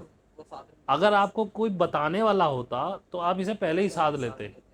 तो ऐसे ही ये है, जो एनर्जीज अभी नई जो ऑर्गन्स डेवलप हो रहे हैं उनमें से जो नया नया हो रहा है शरीर के अंदर, ये मत सोचना कि साधना बस बैठ के उठ गए और वाइब्रेशन आई खत्म हो गई। भाई साहब, इसमें शरीर पे भी कष्ट पड़ता है। अलग अलग जगह से शरीर आपका दर्द करता है, पूरा शरीर दर्द करने लगता है। कभी आपके सिर फटने लगता है, कभी आपकी आंखें इतनी भारी हो जाएंगी। मुझे याद है, मैं दूध लेने के लिए जाता था अपनी गौशाला, तो मैं गाड़ी से जा रहा था और भैया हाईवे पे कुंडलनी चढ़ गई। अब भाई साहब मेरे को समझ में नहीं आ रहा कि मेरी आंखें खुल रही हैं कि बंद हो रही हैं। अब मैं हाईवे पे ड्राइव कर रहा हूँ, अकेला आदमी। अब मैं जोर जोर से गाने गा रहा हूँ कि मुझे नींद ना आ जाए। बिल्कुल आंखें ठप होने को तैयार हैं कि बस बंद हो जाएंगी। नशा इतना ज़बरदस्त चढ़ता है इसका। और कभी क्या होता है, ये शरीर पूरा दुख रहा है, वाह कर रहे हैं, कभी सर इतना फट रहा है। मतलब ये कोई इजी जर्नी नहीं है, this is kind of Metamorphosis. जब एक कोकून से, एक इल्ली से एक तितली बनती है, तो वो बेचारी बिना खाए पिए पड़ी रहती है बहुत दिन तक। और उस इल्ली में से जब वो पंख और वो सब चीज़ निकलती है, हालांकि एक बटरफ्लाई जब बनती है बड़ी ब्यूटीफुल लगती है, लेकिन उस ब्यूटीफुल होने के लिए उस बटरफ्लाई ने कितना दर्द सहा होगा, उस कोकून ने कितना प्रॉब्लम सही होंगी, और कैसे वो भूखा मरा है, वो उसकी तपस्या कोई नहीं देखता। तो ऐसे ही इसमें साधना कोई बहुत, आप टू बी वेरी फ्रैंक, ये तो पागलों का खेल है। कोई बिल्कुल मदमस्त हाथी की तरह सोचे मैंने तो करना ही है। ये इतनी बड़ी चीज़ है कि आपकी इच्छा शक्ति बहुत ज़बरदस्त होनी चाहिए। अगर आप थोड़े से भी कमज़ोर हैं, आप इस पर नहीं चल पाओगे। और बिल्कुल जैसे वो पुराने लोग कहते हैं ना, तलवार की धार पे चलने बराबर, वो काम आता है ध्यान में। ये तो साधने की बात हुई। ध्यान क्या है कि आपका हर पल अपने हर एक्ट पे, दूसरे के एक्ट पे नहीं। आजकल हम क्या करते हैं, नॉर्मली हम क्या करते हैं, हम दूसरे के एक्ट पे ध्यान कर रहे हैं। हम कहते हैं इसने देखो कैसे कपड़े पहने, ये देखो कैसे बात कर रहा है, ये साला देखो गाली दे रहा है, ये गंदा है, ये अच्छा है, ये खाओ, ये पियो, ये देखो, ये मत देखो, ये सुनो, ये मत सुनो। हम हमेशा अब ये अच्छा गा रहा है, ये बुरा गा रहा है, इसकी आवाज़ अच्छी है, इसकी ख़राब है, इसकी शक्ल अच्छी है, इसकी ख़राब है, हाँ ये सुंदर है बदसूर। हम केवल दूसरों को जज करते रहते हैं। ध्यान का मतलब होता है खुद को जज करना। दूसरों को तो देखना ही नहीं होता है, हम क्या देख रहे हैं, क्या ये देखना उचित है? उचित है तो देखो, नहीं तो वहाँ से ध्यान हटाओ। क्या हम सुन रहे हैं, क्या इसको सुनने से हमें कुछ अच्छा मिल रहा है? नहीं मिल रहा, ध्यान हटाओ। हम क्या बोल रहे हैं, हम क्या खा रहे हैं, हम क्या महसूस कर रहे हैं, हम क्या सोच रहे हैं किसी के बारे में, अपने बारे में, ये है ध्यान। और ये 24 घंटे चलता है। तो ध्यान वो 1 घंटे बैठ के आप ऐसे बंद करके बैठ जाओगे तो हम ध्यान कर रहे थे, ऐसे ध्यान नहीं होता है। और साधना का अगला स्टेप ध्यान है। एक लेवल तक साधना आती है, उसके बाद ध्यान शुरू होता है। ये है ध्यान और साधना का बेसिक डिफरेंस। हाँ, लेकिन साधना से पहले ध्यान नहीं पाया जा सकता, क्योंकि मोटिव ध्यान पाना ही है। साधना टूल है ध्यान पाने का, लेकिन हमें पाना ध्यान ही है। अगर आप ध्यान पहले पा सकते तो आपको साधना की जरूरत नहीं, लेकिन यह हो नहीं सकता। कोई जन्मजात ही बुद्ध पैदा हुआ हो तो वो ध्यान कर ले, तो मैं नहीं कह सकता, क्योंकि बुद्ध को भी साधना करनी पड़ी थी भाई। बुद्ध ने भी पीपल के वृक्ष के नीचे बैठ के साधना, तब उनको ध्यान प्राप्त हुआ। प्राप्त ध्यान हुआ था, जिसे ज्ञान भी कह देते हैं। ज्ञान संस्कृत का शब्द है, पाली प्राकृत में जो उस समय भाषा चलती थी उसमें ज्ञान बोलते हैं, ज्ञान करके इसका नाम। तो ध्यान ही है ये। ध्यान से ध्यान, ध्यान से ज्ञान बना है ये ध्यान ही। अब साधना में मैंने सुना है कि साधना में बोलते हैं कि सहज हो जाओ। सहज होना एक्चुअल में क्या है? मैं इसके बारे में पीछे प्रस्तावना में भी, जब हम पहले सवाल का जवाब दे रहा था तब भी मैंने बताया था, अनगढ़ होना। Be your true self. आप जैसे हैं वैसे, मतलब जैसा आपको संसार ने बनाया। जैसे मम्मी ने कहा ऐसे कपड़े मत पहना करो, ऐसे बात मत किया करो बड़ों से, वो नहीं। जैसे आप हो, बिल्कुल अनगढ़, बिल्कुल बावले, जो मन में आ रहा है बक दिया, जो मन में आ रहा है अब मेरी आप सिचुएशन देखो, मेरी बीवी परेशानी रहती होगी मुझसे, कहती तो है नहीं, लेकिन मेरी क्या सिचुएशन है, अब रात को मुझे 2:30 बजे भूख लग गई, ला भाई कुछ ले आ खाने को। अब वो 12 बजे कह रही है कि भूख लगी, कुछ खा लो, तुमने जल्दी खाया तो भूख लगी, मैं अब तो नहीं लग रही, अब कैसे खा लो। और हम लोग अक्सर क्या करते हैं, एक छोटा सा वाक्य बता देता हूँ। एक जापान के कोई राजा थे, उन्होंने कहा, वो ढूंढ रहे थे किसी बड़े संत को, ज्ञानी व्यक्ति को। उन्होंने बहुत ढूंढा, उन्हें कोई नहीं मिला। उनका एक बहुत बूढ़ा सा वजीर था, तो उन्होंने उससे पूछा, उन्होंने कहा क्या तुम जानते हो? बोले मैं जानता तो हूँ, लेकिन आप उसको ज्ञानी मानने के नहीं हो। बोले नहीं नहीं, मुझे मिला खिला। वो कहता ठीक है चलो। तो वो भाई साहब ले जाता उसको एक जगह, और जाते ही उसके चरणों में वजीर पड़ जाता। वो आदमी सादा सा साधारण आदमी, नॉर्मल से कपड़े पहने हुए, लकड़ी काट रहा। अब राजा को उसमें कोई ज्ञानी वाली बात तो लगी नहीं। तो अ, राजा ने वजीर से पूछा तुमने पैर क्यों छुए? बोले यही तो है वो ज्ञानी व्यक्ति। तो राजा बोले ये तो कहीं से ज्ञानी लगते नहीं। बोले नहीं, यही ज्ञानी। राजा उनके पास पहुंचा, प्रणाम किया, शंकित तो था ही राजा। उसने कहा जी ऐसे ऐसे मैं, मेरा वजीर बता रहा आप ज्ञानी व्यक्ति हैं, आप ऐसा क्या करते हो? उसने कहा मैं कुछ नहीं करता हूँ, बस जब मुझे नींद आती है तो मैं सो जाता हूँ, और जब मुझे भूख लगती है तो मैं खा लेता हूँ। इतना सा जवाब उस व्यक्ति ने दिया। और मैं उनका नाम तो भूल गया। वो जापान के बहुत बड़े संत थे, लेकिन उनकी खासियत क्या थी, वो प्रवचन दे रहे हैं, उनको नींद आ गई, वो प्रवचन देते देते सो जाते थे। इसे कहते हैं सहज होना। वो इतने सहज थे, और लोग बैठे रहते थे कि भाई इसकी नींद खुलेगी, ये शुरू हो जाएगा फिर। और मान लो 1 घंटे वो सोए रहे, उनकी नींद खुल गई, फिर उठ के वहीं से प्रवचन शुरू होंगे। अब उनका खाने का क्या, उन्हें भूख नहीं लगी तो नहीं खाएंगे, अब रात को 3 बजे भूख लगी तो 3 बजे उठ के खाते थे। इसे कहते हैं सहज होना। और हम क्या करते हैं उल्टा, आप ने नियम बनाया हम 9 बजे सो जाएंगे। मुझे सच सच बताओ, 9 बजे कितनी बार सोए हो? बहुत बार आपको नींद नहीं आ रही होती है, और आप आंख बंद करे पड़े रहते हैं, और फिर दुनिया भर के विचार चलते रहते हैं। और फिर हार तक के आप आधा पौने घंटे बाद फिर अपना मोबाइल खोल के पड़ जाते हो कि भैया नींद तो आ ही नहीं रही, चल कुछ देख लेते हैं शायद नींद आ जाए। और ऐसा मैं भी करता हूँ, क्योंकि भाई देखो मैं भी सर्विस करता हूँ, कई बार रात को मुझे नींद ही नहीं आ रही होती है। परसों रात यही हुआ, साधना करने के बाद नींद ही नहीं आई। अब मैं पड़ा हूँ 6 बजे तक, आँख बंद करे, नहीं आ रही नींद। पहले तो साधना की गफलत थी 1 घंटे, उसके बाद फिर पड़ा। फिर मैंने क्या किया, मेरे इसमें 432 हर्ट्ज का डीप स्लीप म्यूजिक लगाया, और मैं पड़ गया। मैं जब आएगी आएगी, अब कब आई मुझे नहीं पता। अक्सर हम लोग ये करते हैं, लेकिन क्योंकि संसार के हिसाब से कभी कभी करना भी पड़ता है, क्योंकि अगर मैं नहीं सोऊंगा तो अगले दिन समय से उठूंगा नहीं। अब मेरी सर्विस है, इस वजह से मुझे ये करना पड़ता, नहीं तो अगर मेरी सर्विस नहीं होती तो मैं जगा हुआ बैठा रहता। अब सुबह को चाहे मुझे 8 बजे नींद आती तो 7 बजे जब सो जाता, फिर उठ जाता बाद में। ये है सहज होना।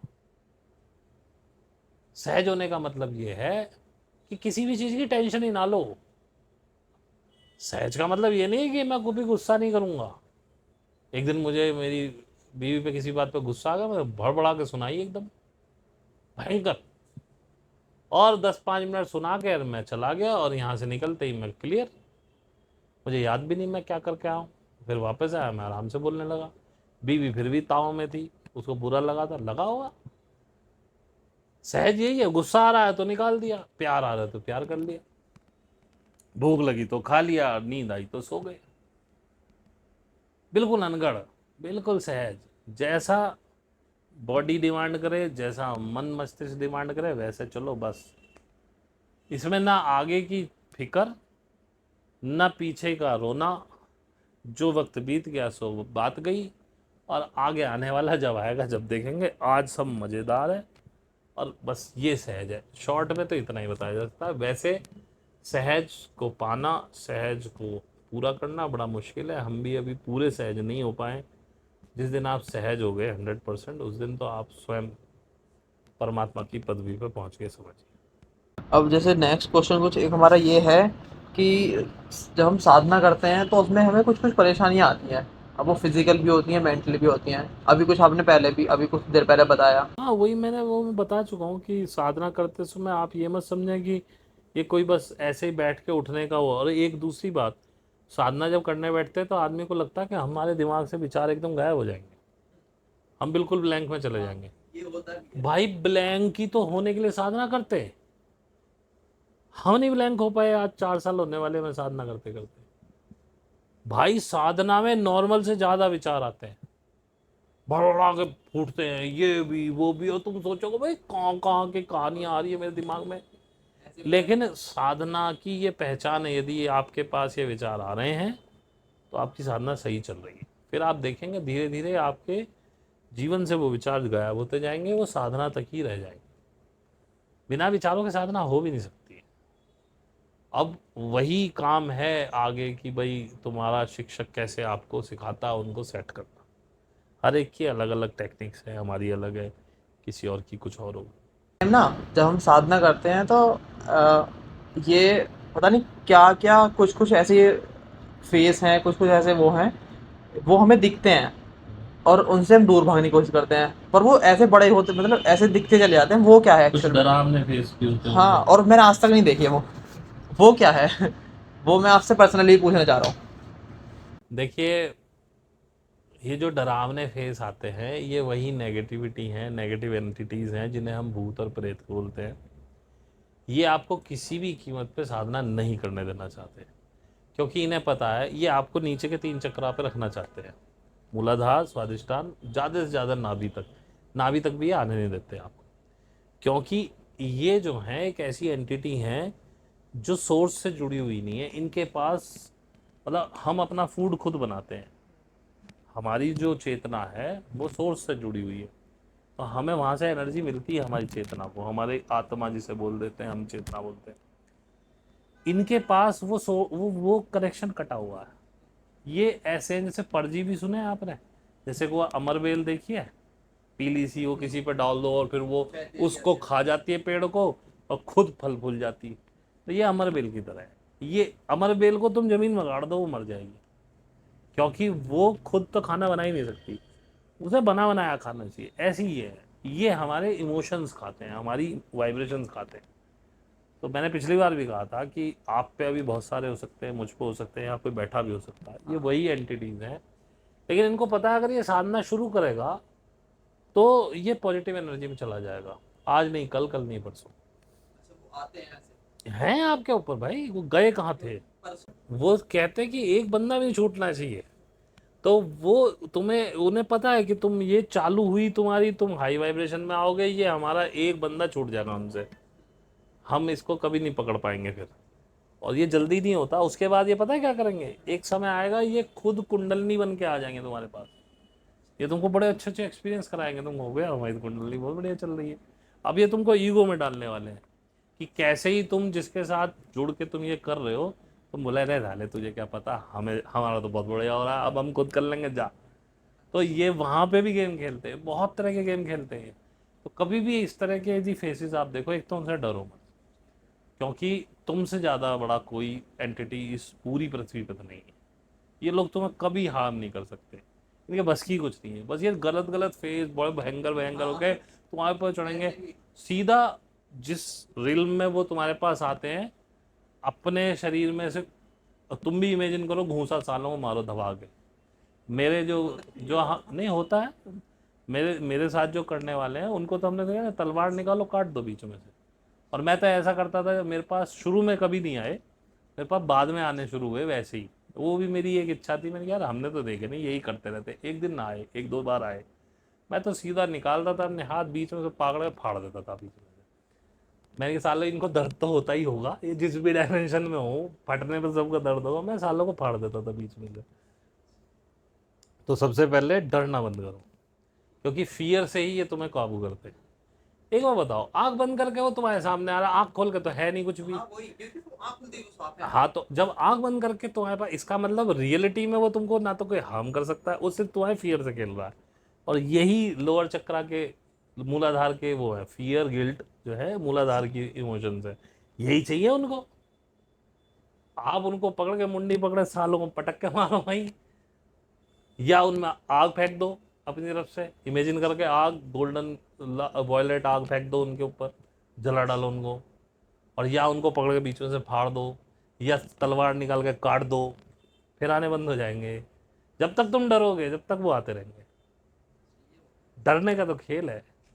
अब इसीलिए तो कहते हैं कि जी इसमें गुरु क्यों चाहिए, इसीलिए गुरु चाहिए, यही सब चीज़ें सीखा, क्योंकि जब तुम करने बैठोगे तो बहुत सारी चीज़ें आती हैं। अब ये कोई अकेली नहीं है, चलो इसका तो मैंने तुम्हें बता दिया, बहुत सारी चीज़ होती हैं। इमोशनल भी आप डिसबैलेंस हो जाते हो, रोने लगोगे, पता नहीं क्या क्या चीज़ें याद आएंगी, और तुम लोग मुझे तो बहुत रोना आता, डिप्रेस में आ जाओगे, बहुत सारे इमोशंस खेल होते हैं।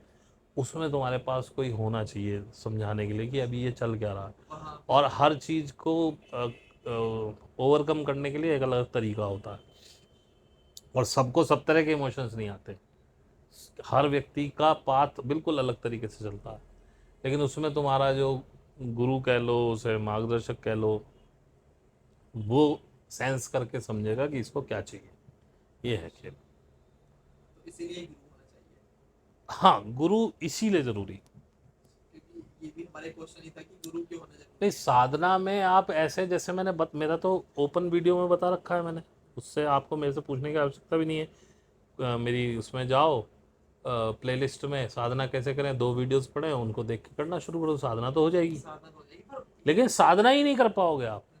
प्रॉब्लम तो ये है, जो ये सोच रहा है कि मैं बिना गुरु के साधना कर रहा हूँ, actually ये है कि साधना क्यों नहीं हो पाती। या तो वो खुद गुरु घंटाल है, फिर उसे मेरी ज़रूरत ही नहीं होनी चाहिए थी, वो खुद ही करने लग रहा होता पहले से। और नहीं तो वो झूठ बोल रहा है, और झूठ भी नहीं बोलता है, यही लोग ऐसा दिखाते हैं कि तेरे को कुंडलनी चढ़ रही है, तो वो तो गुरु ही बताएगा ना कि तेरे को ये। मेरे साथ बहुत सारे ऐसे हैं, हमारे साथ तो ऐसे हो रहा है, ये वो बड़े मजे में है, मेरे साथ तो ऐसे, मैं चुप रहता हूँ, पहले इसे आनंद लेने दे इसका। जब बहुत दिन हो जाते हैं, बहुत जाने, हाँ भाई कहाँ तक पहुंचे तुम, बहुत दिनों से ऐसे कर रहे हो, बोले कि बस वैसे तो नहीं, बोल पर ऐसे ऐसे हो रहा है। मैंने कहा छोड़ इन कहानियों को, ये सब ये अपनी नेगेटिविटी निकाल, ये इनके भूतों के चक्कर है, तेरे को पागल बना रहे हैं। और जैसे ही आप समझो एक व्यक्ति नया नया आया और उसकी 2 घंटे साधना जा रही है, कहा 2 घंटे साधना हो रही है, अच्छा मजे ले ले बेटा, अभी ले ले तू 2 घंटे। अब रोज कभी 1.5, कभी 2, कभी 1.5, कभी 2, कभी 1.5, कभी 2। अब भाई साहब, फिर मैंने 1 हफ्ते तो जाने दिया, दूसरी हफ्ते में मैंने कहा जी ये गलत हो रहा है आपके साथ, इसमें आप नेगेटिविटी निकालो अपनी। नेगेटिविटी निकालते रहेगी 30-35 मिनट, तो ये ऐसे भी गच्चा डालते हैं। बहुत से लोग चले जाते हैं इसी चक्कर में, क्योंकि पैसा एक ऐसी चीज़ है, यहाँ लालच सबको है पैसे का। अरे क्यों 1000 रुपये देना है, हमारी तो बढ़िया चल रही है, भाई जाओ जयराम जी की, हमें कोई आवश्यकता नहीं है। लेकिन जो जानता है कि हाँ इसमें गुरु की पल पल पे एक एक समय आता है जब गुरु तुमसे खुद ही कह देगा अब जरूरत नहीं है तुम्हें मेरी, अब तुम जाओ। वहां तक परिपक्व होने तक तो तुम्हें उसकी आवश्यकता है। शुरू के जो 2, 2.5, 3 साल होते हैं बड़े क्रूशल होते हैं, बल्कि मैं कहूँगा 4 साल कम से बहुत क्रूशल होते हैं। उनमें तुमको ये आप ये नहीं समझ सकते कि आप 2, 4, 6 महीने के लिए एनरोल होके सीख लोगे, कुछ भी नहीं आता। 1 साल में तो समझ में आती है कि कुंडलनी होती क्या है, 1-1.5 साल में तो समझ में आना, और 1.5 साल, पौने 2 साल के बाद वो ट्रांसफर करता है तुम्हें ध्यान की तरफ, गुरु। और उसमें डिपेंड करता है, तुम 1 साल बाद भी कह सकता है आपकी कैसी चल रही है साधना, उस हिसाब से वो डिसाइड करेगा कि 1 साल बाद या 1.5 साल बाद या कब आपको ध्यान की तरफ शिफ्ट करना। फिर ध्यान पे कहानी चलती है, फिर ध्यान सिखाना, उसको बार बार टोकना करना, उसके लिए गुरु ज़रूरी होता है। गुरु बस ये है कि तुम्हारी जर्नी को बहुत फास्ट कर देता है। ये शायद तुम साधना करते हुए इस जन्म में चले जाओ, फिर अगले जन्म भी करते रहो, फिर उससे अगले जन्म, तब जाके कहीं तक पहुँचो। गुरु के होने से ये होता है कि वो इसी जन्म में तुम्हारी साधना को बहुत आगे ले जा सकता है। ये तो मैं नहीं कह सकता कि सहस्रार पे ले जाएगा, आप मेहनत करोगे तो चले भी जाओगे, कोई ज़रूरी नहीं है कि आप इस जन्म में सहस्रार को नहीं पा सकते, आराम से पा सकते। सहस्रार 7th चक्र होता है लास्ट। सहस्त्रार पुरानी उसके हिसाब से कहते हैं कि इस बॉडी से ऊपर यहाँ होता है, लेकिन वो होता है माइंड में ही है। जब वो एक्टिव होता उसमें कहते हैं, वो पुरानी जवान में कहते हैं कि उसमें सहस्त्र पंखुड़ियों वाला कमल है, और वो एक एक पंखुड़ी खुलती है, जब एक सहस्त्र पंखुड़ियाँ खुल जाती हैं पूरी, तब वो चक्र पूरी तरह से एक्टिवेट होता है। लेकिन ये उनका परसेप्शन है बताने का। एक्चुअली क्या है, हमारे अंदर न्यूरॉन्स हैं यहाँ ब्रेन में, तो जितने वो 1 सहस्त्र नहीं है, वो बहुत ज़्यादा है। तो वो जब एक्टिवेट होना शुरू होते हैं, जब वो फुल एक्टिवेट हो जाएंगे तो समझो सहस्त्रार पूरा हो गया, फिर आप महामानव हो, ये मान लो।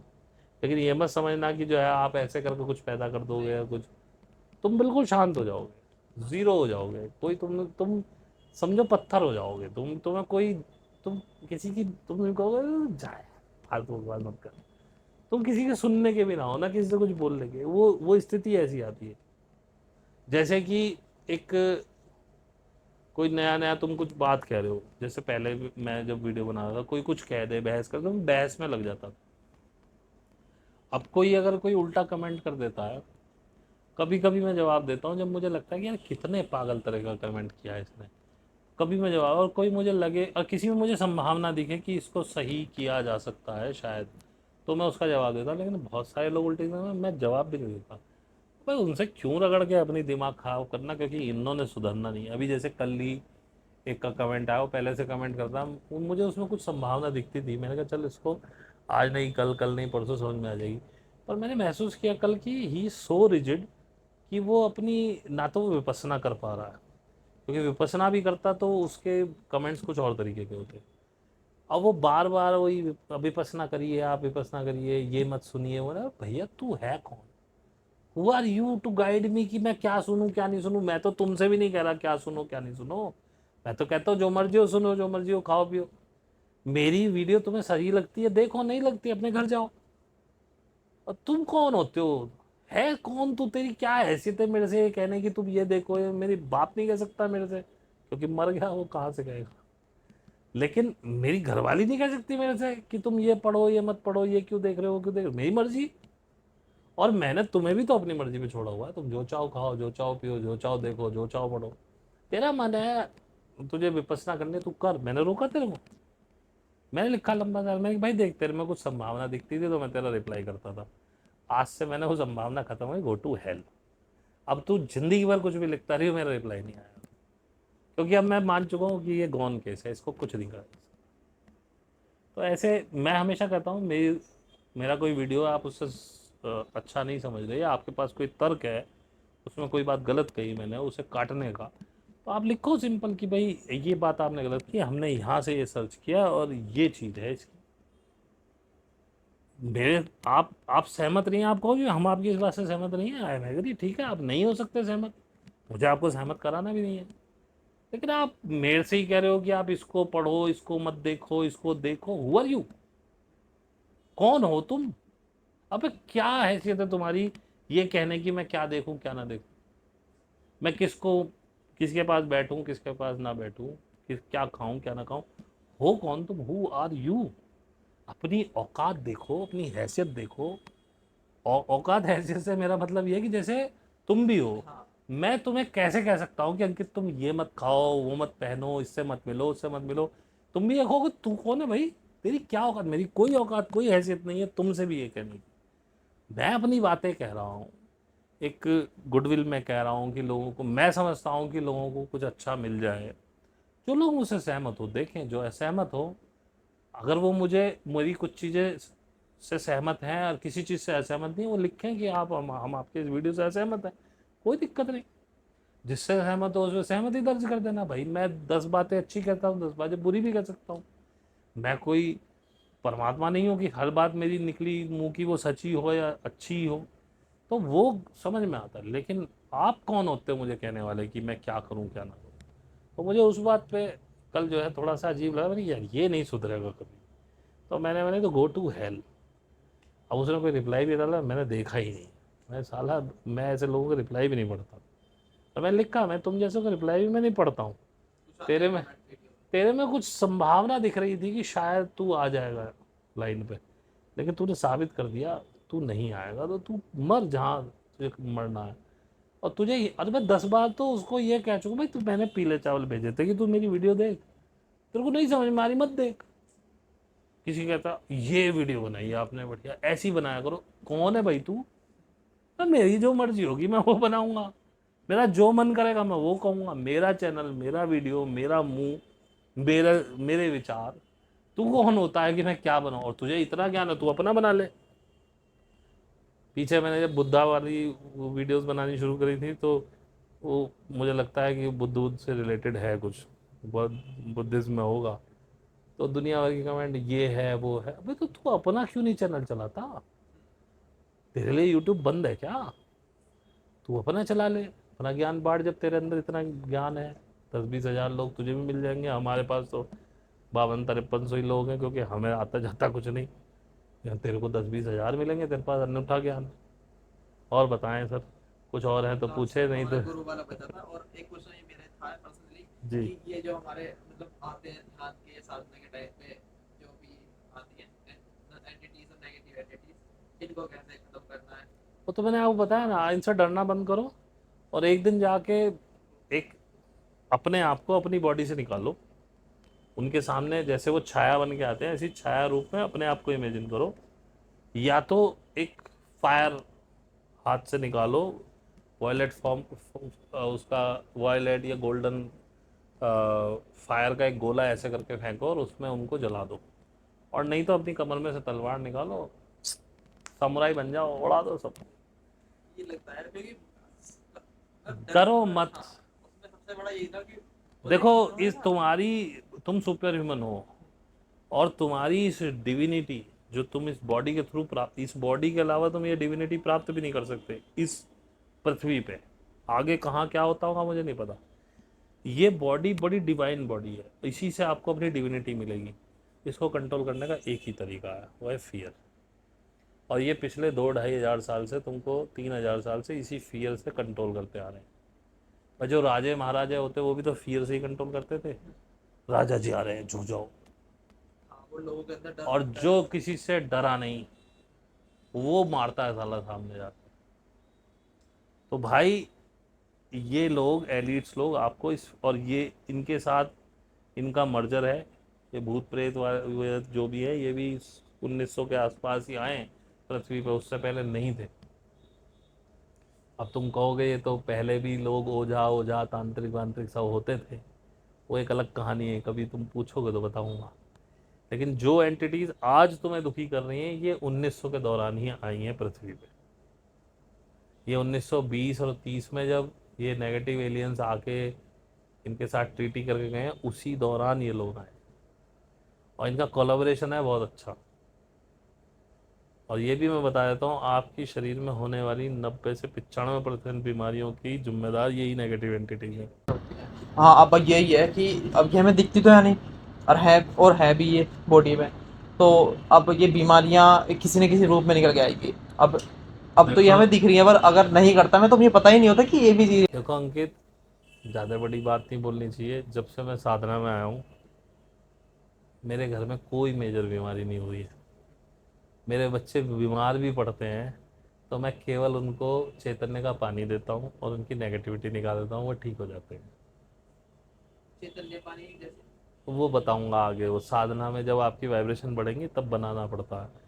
उसके लिए भाई देख, तू अपने काम की वजह से फीस लेता, तो मेरे अच्छा, काम की फीस देखा वो तब साधना होगा। की रहती है, वो वो तो साधना भाई की तुझे ग्रुप में ऐसे आना ऐसे पड़ेगा। जैसे बोलते हैं कि मौलवी लोग बोलते हैं कि पानी को पढ़ते हैं, वो अलग चीज़ होती ये है। इसमें अलग टाइप का होता वो ये आपका रियल आप ही की एनर्जी है, पॉजिटिव एनर्जी। है, उससे हम। पानी की एक बहुत बड़ी खासियत होती है, पानी हर तरह की वाइब्रेशन अब्जॉर्व कर लेता है। ये आपने, आप ये मैंने देखना। सुना भी है कभी कि पानी को जब भी पियो उसे थोड़ा सा। थैंक यू कह के पियो ये। तो वो एक्चुअली क्या होता है, पानी अगर आप लव उसको देंगे, लव के इन्वायरमेंट में रखा होगा पानी, तो उसकी क्रिस्टल अलग होंगे। ये माइक्रोस्कोप में जांच हुई है। आप पानी को गाली दो तो उसके क्रिस्टल बदल जाएंगे। तो पानी एनर्जी एब्जॉर्ब कर लेता है, और ये पूरा शरीर 70% पानी से बना हुआ है। तो पानी के थ्रू वो एनर्जीज पूरी बॉडी में चली जाती है। तो हम पानी को अपनी पॉजिटिव एनर्जी देते हैं, तो उससे वो चार्ज हो जाता है, उसको पिला देते हैं बच्चे को। तो उसकी बॉडी में वो पॉजिटिव एनर्जी जाती है, तो नेगेटिव कहीं भी होगी वो निपट जाती है। बाकी हम कुछ नेगेटिविटी निकाल भी देते हैं। मैंने तो खुद देखा है कि जिसे हम लोग हमारे यहाँ बोलते थे ना, झपटा हो गया। कई बार होता है, जैसे बच्चा आ रहा है, स्कूल से आते ही इसकी आँख चढ़ गई। अब मैंने वाइफ को बोला, मैंने कि इसमें कुछ गड़बड़ है, इसकी नज़र उतार जरा। नज़र उतारी, नहीं हुआ। अब अचानक हुआ, मेरे तो बुखार हुआ और भाई सिर उसका तपने लगा। मैं उसकी नेगेटिविटी निकालने बैठा, जैसे जैसे मैं निकालता जा रहा हूँ, और वो नीचे को ऐसे बुखार नीचे को आया, लास्ट गर्दन पे आया, फिर गर्दन पे एक एंटिटी थी, जैसे ही मैंने वो निकाली वो ठंडा हो गया। लगभग उसको 1 डेढ़ बुखार था, बिना किसी गोली दवाई के इमीडिएट बंदा ठंडा हो गया, बच्चा मतलब नॉर्मल आ गया। ठंडे से मतलब लोग ये भी समझ लेते हैं मर गया, नहीं वो मतलब नॉर्मल हो गया। तो ये सब चीज़ें, ये सब ये कर रहे हैं, इनका नेक्सस है इन फार्मा इंडस्ट्रीज के साथ। ये लोग तुम्हें बहुत बड़ी बड़ी बीमारियां दे रहे हैं। ये बीमारियां भी, ये चीज तो मेरे को भी समझ आती है, जैसे ये लोगों को दिखा दे इसलिए ताकि उनके अंदर डर पैदा हो। आपको पता है बहुत सारे फार्मा, अधिकतर फार्मा इंडस्ट्री के वो आते हैं एडवर्टाइजमेंट, अखबार में लेख आते हैं कैसे, अगर आपको ये सिम्टम है तो आपको ये बीमारी हो सकती है। जैसे ही आप पढ़ते हो कुछ ना कुछ सिम्टम आपके अंदर होता है, आप डर गए एकदम, तो तुरंत एक नया केमिकल रिलीज हो गया, तो साला तुम आ ही जाते हो दवाई खाने पे। आप समझो डायबिटीज की बीमारी ऐसी बनाई इन्होंने। और लोगों को सुन के, अब गूगल पे आर्टिकल्स होते हैं, लोग सर्च करते हैं, हाँ अगर उस ये पे हो रहा है, हाँ भाई ये अब उसमें तो 10 तरह की चीज दिखाती है, हमारे तो ऑफिस में एक बार मिक्स हो कैंप जाएगी। लगा था कि भाई आप लोग सब जांच करा लीजिए फ्री में, बॉडी की जांच हो रही है, शुगर की जांच हो रही है।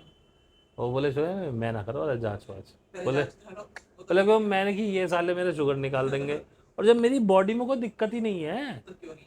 भाई शुगर की कोई दिक्कत होगी तो मैं जाऊंगा डॉक्टर दिखाऊं। जब मैंने कि ये 99% यहाँ जितने ये टेस्ट करेंगे कम से कम 50% लोगों को ये शुगर बता के जाएंगे। ये शायद आपने बात बताई थी या मैंने सुनी थी कि बॉडी, अगर बॉडी में कहीं परेशानी है तो वो चीज़ हमें महसूस होने लगती है, खुद महसूस होगी। और अगर नहीं होगी तो वो महसूस नहीं होगी।